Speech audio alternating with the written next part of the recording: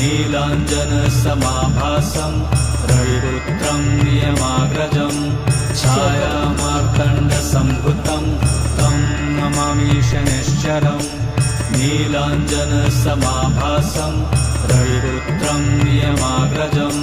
छायामार्तण्डसम्भुतं तं नमामि शनैश्चरम्